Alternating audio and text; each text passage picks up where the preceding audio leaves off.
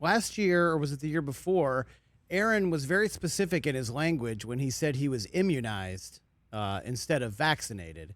And with Pat, he said the word intention. Do you think he's playing games with language and that he's giving himself kind of an out or a loophole to just blow this whole thing up if he doesn't get what he wants in the immediate and just retire?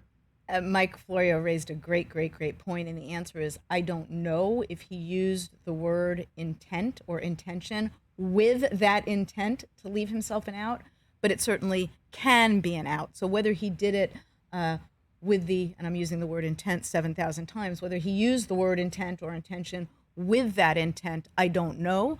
But, I intend to not eat ice cream every morning for breakfast. But I do. I don't say I'm not going to eat ice cream every morning for breakfast. But Aaron's point is fair, whether it was intended as an out or not. It's not done till it's done.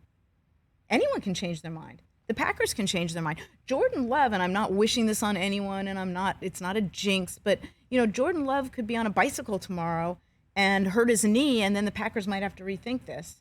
Someone at the Jets may all of a decide to pick up the phone and call Lamar Jackson. Anything can change for any of these three parties. As I learned in business, it ain't done until it's done. Do you think this, let me play off of that. Is this one of the more confounding, so publicly done negotiations you've seen? Boy, I'd have to go back a lot of years. It certainly is up there. I don't know. I'd have to think about what some others are. I guess the fun part is I keep getting older every year, but I keep being surprised every year, and I keep being stunned every year, and every year there's something that's a bit of a surprise. This is certainly up there, Suzy. I don't know if it's the top one. Amy Trask, Suzy Shuster here on the Rich Eisen Show. And Chris, like we talked about this earlier, time frame, who knows? I mean, this is kind of like it seems like you've got two big egos squaring off against each other, and people keep saying and keep asking their guests, like, what do you think the time frame is? But we've got the draft coming up. You'd think they'd want to get this settled before the draft. Obviously, right. Picks are in order. This BS about September, come on, it's not going to go to September. And the other thing you want, if you're the Jets and you're giving up considerable consideration, if you're giving up picks, if you're giving up a lot to get Aaron, you want him there for the whole off-season program. And we know he didn't participate last year. And I made this comment last year when Aaron was complaining that the receivers weren't in sync with him. Well, hey, pal, you want your receivers to be in sync with you?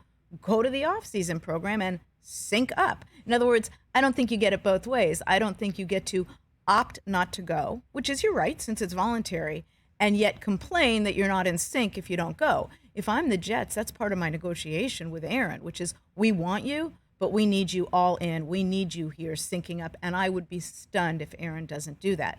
But in order to do that, they need to get this deal done. What do you think two of the guys that we're not really talking about, but they're directly affected here, like Zach Wilson and Jordan Love? Well, how do you feel those guys are feeling about watching all of this play out?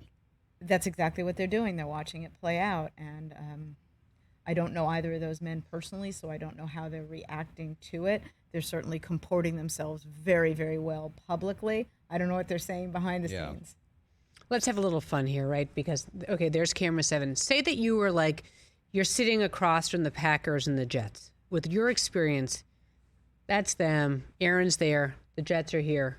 The Packers. What do you say to them? I say stop negotiating. Stop playing games. This need not be a quid pro quo. This need not be a tit for tat. Find a way to make a deal. And I ask each of them to say, here's what we're willing to yield on. Here's what we're willing to forego. Work together and collaborate to make a deal. Don't negotiate to win. A negotiation doesn't have to be a win-loss. Find a way to get it done if that's what you want to do. Catch the Rich Eisen Show every single day on the Roku channel, 12 to 3 Eastern, for free.